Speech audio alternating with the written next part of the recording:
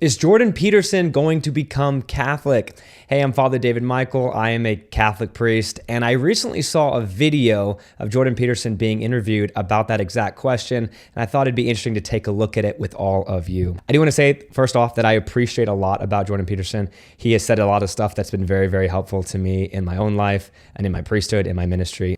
I read his 12 Rules for Life, and it was extremely helpful for me. He's also said some things that I've disagreed with, but a lot of what he says does make people kind of wonder about Catholicism. So let's have a look. When you see how ridiculously good it is, what is stopping you from embracing the faith of your wife? You mean all those pesky Catholics? The question must be coming up because he's referring to the Catholics as being pesky. So this is not surprising him that he's been asked this. I don't know if anything is stopping me. What's holding you back? I don't think anything's holding me back. He doesn't like that, the idea that there's something like coercing him away from it. He definitely wants the interviewer to know that he's fully free, which I like that. He is totally free, but it's a question of freedom to what, right?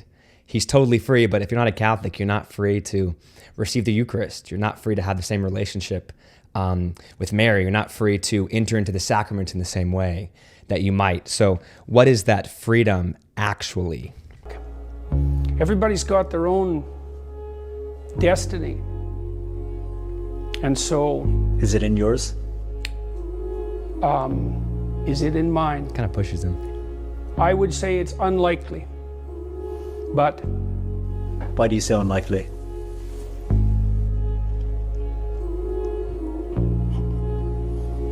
I exist on the borders of things. So,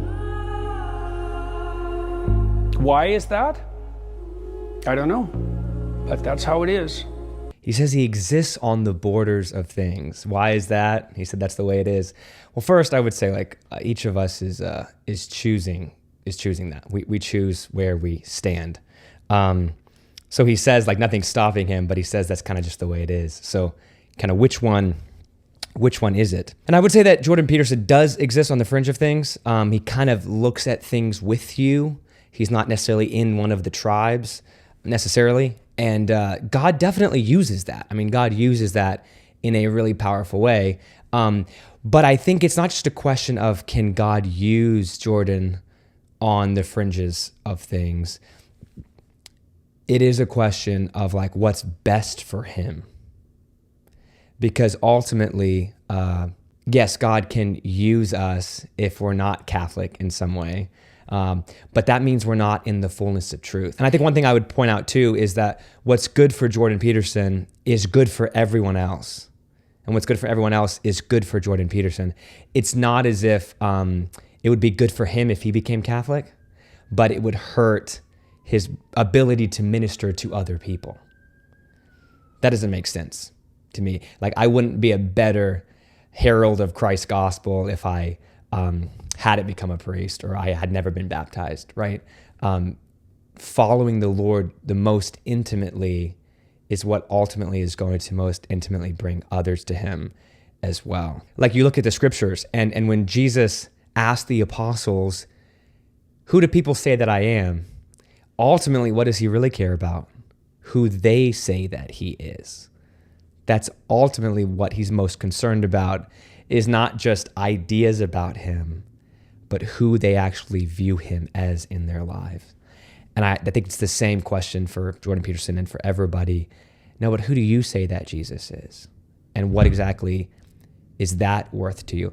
Let's take a look at this last part. I interviewed Tammy yesterday, and I asked her how was she feeling the day before being confirmed and brought into the church. She said, very good. I said, any doubts? And she said, no, it's not like marriage. Yeah, right. Yeah, so his wife actually became Catholic, which is part of the reason people are especially interested in this. But that last comment right there, she says she doesn't have any doubts about the Catholic faith because it's not like marriage. Very funny, obviously tongue-in-cheek.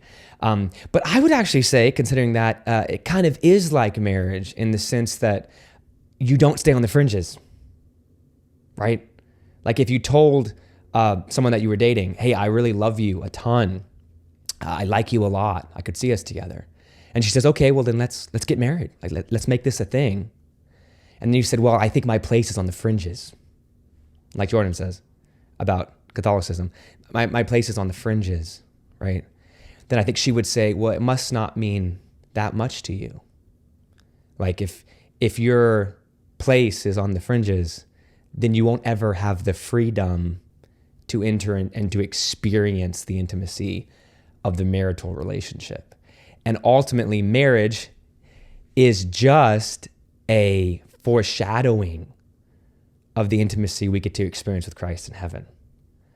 And so to stay on the fringes means we're missing out on something. And if we're not able to commit in some way, we don't ever get to experience the fruit of that intimacy, whether that's in marriage, whether that's in the priesthood, or whether that's in Catholicism. All of the martyrs who gave their lives for the faith that we talk about as being the models for how to live the human life, these martyrs were not on the fringes, right? They were willing to go all in on something, which is risky. But that would be my encouragement to Jordan, is like going all in gets you to somewhere that you wouldn't be able to experience from the fringes. I want to look at one more video here. Tammy Peterson, Jordan's wife, experienced a really miraculous healing from praying the rosary. And this is how Jordan kind of describes it. And that day was August 19th. It was our anniversary.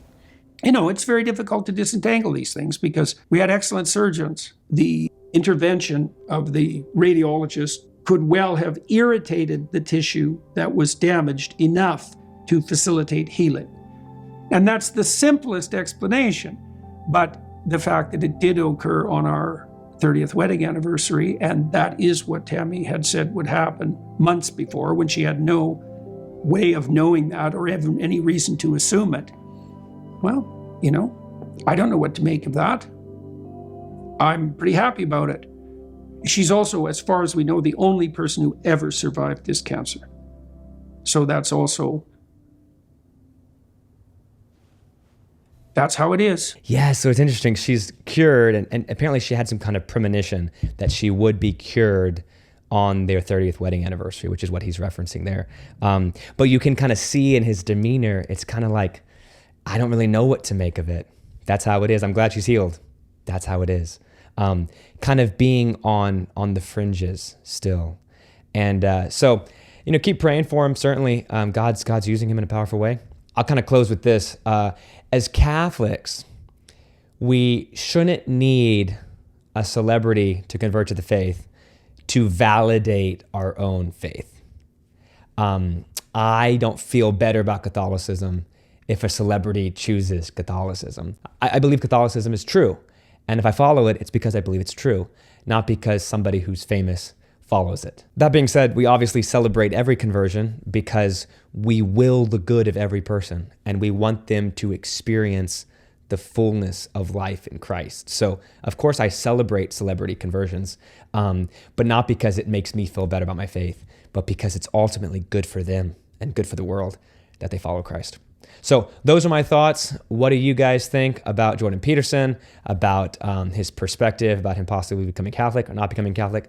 Would love to hear from you in the comments below. Be sure to like, subscribe, and we'll see you guys in the next one. God bless.